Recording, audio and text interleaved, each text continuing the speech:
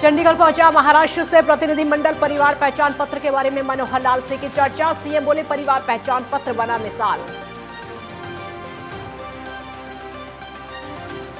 नारनौल के लघु सचिवालय में युवा उत्सव कार्यक्रम। कई स्कूलों के बच्चों ने लिया हिस्सा। उपायुक्त ने युवाओं को आगे बढ़ने की प्रेरणा दी।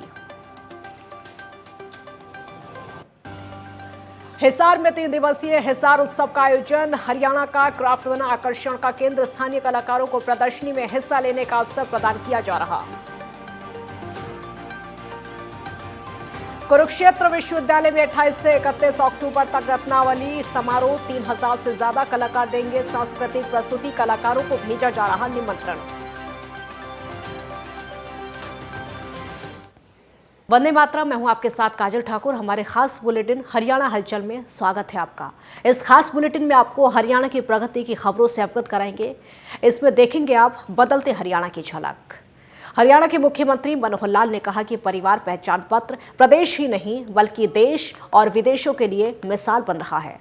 सरकार ने पीपीपी के माध्यम से सरकारी योजनाओं का लाभ की प्रक्रिया शुरू कर दी है और लाभ पहुंच रहा है। इससे कई सरकारी योजनाओं की अपात्र लाभार्थियों की लीकेज खत्म हुई है। इस पीपीपी मॉडल का अध्ययन करने के लिए अब दूसरे राज्यों की सरकारें और दूसरे देशों ने भी अध्ययन करने की अनुमति मांगी है। मुख्यमंत्री मनोहर लाल ने चंडीगढ़ में परिवार पहचान पत्र के मॉडल को समझने के लिए आए महाराष्ट्र के प्रतिनिधिमंडल के साथ मुलाकात की। मुख्यमंत्री ने महाराष्ट्र के प्रतिनिधिमंडल का स्वागत करते हुए कहा कि हरियाणा सरकार ने पीपीपी के माध्यम से अपनी तरह का नया प्रयोग किया है। आज केंद्र सरकार आधार कार्ड के माध्यम से सरकारी योजनाओं का लाभ आम जनता तक पहुंचा रही है, लेकिन हमने महसूस किया है कि प्रदेश में व्यक्ति नहीं बल्कि परिवार एक इकाई है। इसे ध्यान में रखते हुए एक परिवार की यूनिक आईडी बनाने का फैसला लिया और एक महत्वाकांक्षी योजना की शुरुआत की। उन्होंने कहा कि नवीनतम तकनीक के माध्यम से परिवार पहचान पत्र बनाया गया और इसे पूरे प्रदेश में लागू किया गया।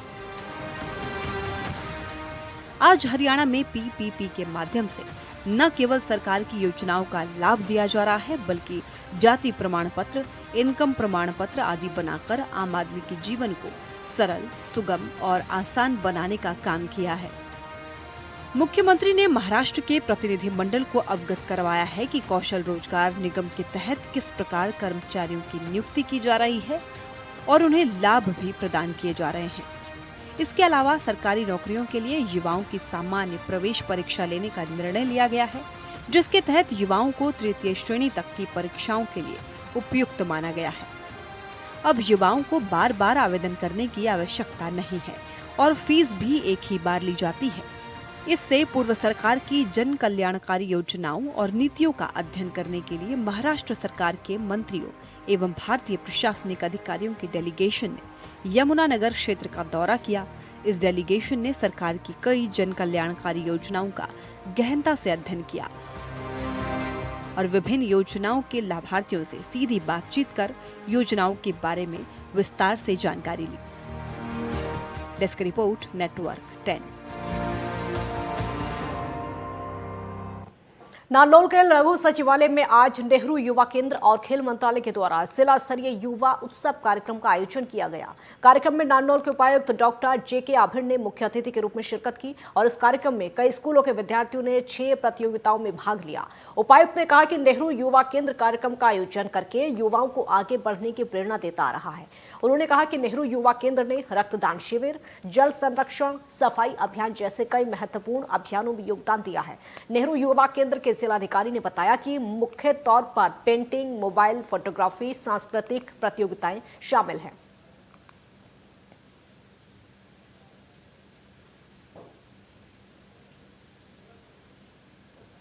ही युवाओं की गतिविधियों में, उनको प्रेरणा देने में, उनको ग्राउंड लेवल पे लोगों की मदद के लिए विभिन्न प्रकार के कार्यक्रम, चाहे वो सड़क सुरक्षा हो, रक्तदान हो, डी एडिक्शन के बारे में जागृति जो है ना वो बढ़ानी हो, बच्चों में संस्कार पैदा करने की बात हो, और या जितनी भी ऐसी सोशल एक्टिविटीज़ है उसमें हमेशा आगे रहा है। पेंटिंग, युवा संवाद, डिक्लामेशन कॉन्टेस्ट, सांस्कृतिक कार्यक्रम, मोबाइल फोटोग्राफी कंपटीशन और कविता लेखन कंपटीशन प्रतिस्पर्धा हुआ था।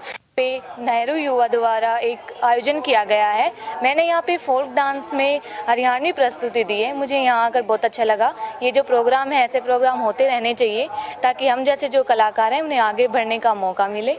ऐसे कार्यक्रम का आयोजन करना ही चाहिए क्योंकि इस कार्यक्रम के द्वारा हमें मंच मिलता है जिसके बिहाफ पे हम अपने प्रतिभा को सबके सामने प्रदर्शित कर सकते हैं। मैंने यहाँ पे प्रतिभागी के तौर पे यहाँ पे भाग लिया और मेरे को बहुत ही अच्छा लगा। ये कार्यक्रम बहुत ही समय समय पर होने चाहिए। इनकी बहुत आवश्यकता है युवाओं को प्रेरित करने के लिए। मेरे को बहुत अच्छा लगा कि मैं यहाँ पे आया और मैंने यहाँ पे भाग लिया। हरियाणा पर्यटन विभाग की ओर से हिसार में आज 3 दिवसीय हिसार उत्सव का आयोजन किया गया। हरियाणा पर्यटन विभाग के प्रबंधक नीरज कुमार ने बताया कि 3 दिवसीय हिसार उत्सव आंचलिक हस्तशिल्प पर्यटकों के लिए आकर्षण का केंद्र बनेगा। उन्होंने कहा कि हिसार उत्सव का उद्देश्य स्थानीय और हिसार के आसपास के लोक सांस्कृतिक परंपराओं और हस्तशिल्प को जीवंत करना है। उस उत्सव में लोक पारंपरिक विरासत और हस्तशिल्प के माध्यम से स्थानीय कलाकारों को प्रदर्शनी में हिस्सा लेने का अवसर प्रदान किया जा रहा है। उत्सव में आज पहले दिन जहां एक ओर हरियाणा का क्राफ्ट पर्यटकों का आकर्षण का केंद्र बना रहा, वहीं दूसरी ओर हरियाणवी पगड़ी भी लोगों के आकर्षण का केंद्र बनी हुई है।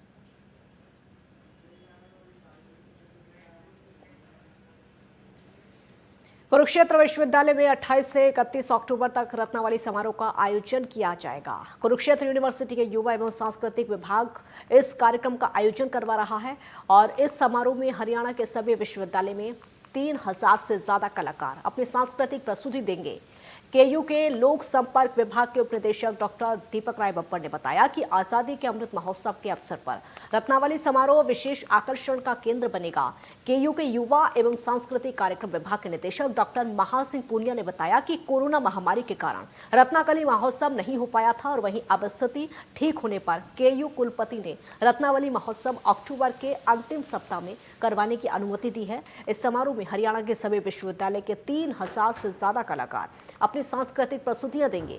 तो रत्नावली समारोह में हरियाणा के सभी विश्वविद्यालय के कलाकारों ने उनको निमंत्रण भेजे जा रहे हैं ताकि रत्नावली समारोह की भव्यता सांस्कृतिक प्रस्तुतियों के माध्यम से और ज्यादा बढ़ सके।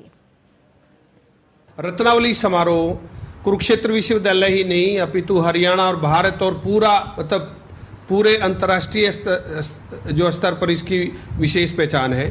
तो अब की बार हमने हरियाणवी गजल को भी इसमें इंट्रोड्यूस किया है और जो लूर नृत्य जो आज से लगभग 50 साल पहले तक गांव में जो बालिकाएं थी गांव के घोड़े पर जो खेलती थी फागण में, वो समाप्त हो गया था। उसकी डॉक्यूमेंटेशन हम लोग कर चुके। गुरुग्राम के सेक्टर 29 में कल से सरस मेले का आयोजन हो गया है और ये मेला 23 अक्टूबर तक चलेगा। गुरुग्राम में पहली दफा नेशनल लेवल पर इस सरस मेले का आयोजन किया जा रहा है जिसमें तकरीबन 250 स्टॉल लगाई गई हैं और ये सभी स्टॉल स्वयं सहायता समूह की महिलाओं द्वारा तैयार की गई हैं। 27 राज्यों से अलग अलग स्वयं सहायता समूह की महिलाएं इस मेले में भाग ले रही हैं और यही नहीं, इस मेले के अंदर एक फूड कोर्ट का भी आयोजन किया जा रहा है जिसमें 20 राज्यों के व्यंजन का स्वाद ले सकेंगे। भारत सरकार द्वारा इस तरह के मेलों का आयोजन अलग अलग राज्यों में किया जाता है और इसी कड़ी में गुरुग्राम में पहली दफा सरस मेले का आयोजन किया गया।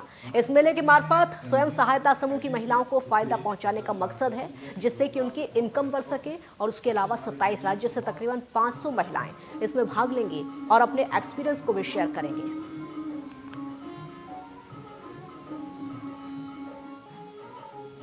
गुरुग्राम में सरस मेले का आयोजन 7 अक्टूबर से 23 अक्टूबर के मध्य किया जा रहा है और इसमें क्या है कि पूरे देश से अपने 27 राज्यों से हम जो है 250 स्टॉल लगवाने जा रहे हैं जिसमें विभिन्न प्रकार के उत्पाद जो हमारी स्वयं सहायता समूह की दीदियां जो बनाती हैं उनका सबका यहाँ पर प्रदर्शन भी होगा और वो सेल भी किया जाएगा। इसके अतिरिक्त हम यहाँ पर फूड कोर्ट भी लगाने जा रहे हैं। फूड कोर्ट क्या है कि 30 स्टॉल लगाए जाएंगे जिसमें 20 राज्यों की हमारी बहनें आएंगी, वो अपना विभिन्न प्रकार के व्यंजन बनाएंगे और बिल्कुल जो आपको देश की संस्कृति है और खाने की संस्कृति स्पेशली वो वहाँ पे उपलब्ध होगी। इसके अतिरिक्त हम विभिन्न प्रकार की कार्यशालाएं भी आयोजित करेंगे ताकि हम अपने जो स्वयं सहायता समूह की दीदियां हैं उनको बता सकें कैसे ब्रांडिंग और पैकेजिंग की जाती है, कैसे बिजनेस प्रपोजल बनाए जाते हैं और कैसे फाइनेंस जो है बैंक के माध्यम से लिया जाता है। और जो भी हमारे किसान भाई खेतों में पैदा करते हैं उन्हीं चीज़ों को प्रोसेसिंग करके हम मार्केट में देते हैं ताकि लोगों को शुद्ध और देसी खाना खाने को मिले।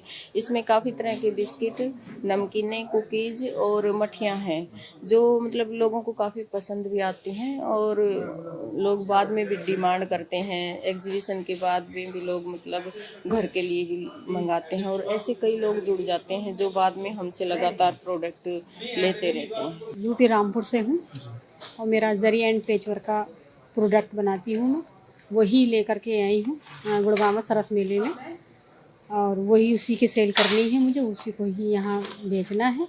और मेरे साथ अभी 3 दीदियाँ जैसे कि सर ने बोला था अभी कि वो वर्किंग करके दिखाएंगी भी, वो भी आने वाली हैं 6 तारीख को। हरियाणा में पर्यावरण को बचाने के लिए भूमि के कीट मित्रों के साथ साथ भूमि की उपजाऊ शक्ति को बनाए रखने के लिए किसानों को लगातार पराली न जलाकर पराली के प्रबंधन के बारे में जागरूक किया जा रहा है।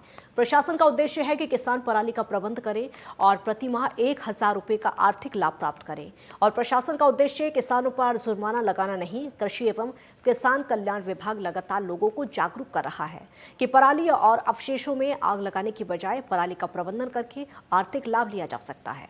पराली प्रबंधन के लिए सरकार की ओर से 1000 रुपये प्रति एकड़ की प्रोत्साहन राशि दी जा रही है।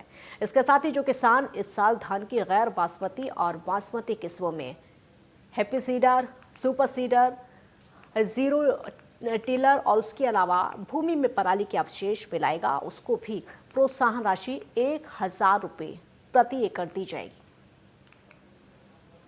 ये पर्यावरण से इम्पोर्टेंट कुछ भी नहीं है, आपके हेल्थ के लिए, आपकी मिट्टी के उपजाऊपन के लिए, आगे आने वाली पीढ़ियों के लिए। तो पर्यावरण को अगर बचाना है तो आपको आदतों में कुछ सुधार करना पड़ेगा। इसमें से फसल अवशेष को न जलाना भी एक महत्वपूर्ण कारक है। अगर आप फसल अवशेष नहीं जलाएंगे तो उसके इन सिटू या एक्स सिटू मैनेजमेंट के लिए सरकार भी आपकी मदद करेगी। 1000 रुपये प्रति एकड़ दिए जा रहे हैं। किसानों को 80% अनुदान पर 50% अनुदान पर सब्सिडी दी जाए और वो इम्प्लीमेंट जो भारी भरकम मशीनें उनको खरीद कर अपने खेतों में चलाएं और इसका प्रबंधन करें। इसके साथ साथ अब की बार बहुत एक अहम पहल की गई है कि प्रत्येक किसान को जो यथावत प्रबंधन करेगा उसको काट के पीस के ज़मीन में मिला देगा और हैप्पी सीडर से, रोटावेटर से, जीरो टिलर से बिजाई करेगा, उसको भी 1000 रुपये प्रति एकड़ अब की बार प्रोत्साहन राशि मिलेगी। सरकार ने बहुत अच्छी पहल की है, जो ये फसल अवशेषों को गांठे बनाना या ज़मीन के अंदर दबाने का काम, और सरकार इस पर सब्सिडी भी दे रही है। और जो लोग गांठे बना के बेच रहे हैं, मिल में भेज रहे हैं, इससे बेलर मालिकों को भी आय का साधन होगा। हरियाणा के इस खास बुलेटिन हरियाणा हलचल में आपसे फिर होगी मुलाकात कल ठीक इसी समय। तब तक के लिए मुझे दीजिए इजाजत। देश दुनिया की बाकी खबरों के लिए आप देखते रहिए नेटवर्क 10। जय हिंद।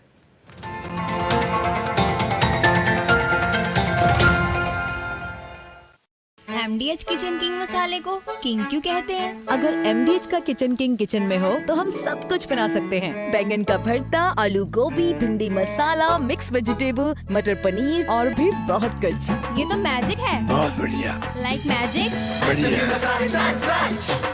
MDH। क्या आप दुबले पतले कमजोर हैं? आपकी सेहत नहीं बनती, भूख कम लगती है, वजन नहीं बढ़ता? दरअसल मेन बात खाना पीना खाना नहीं है, मेन बात है खाया पिया लगना। और अगर खाया पिया लगेगा ही नहीं तो आपकी सेहत बनेगी कैसे?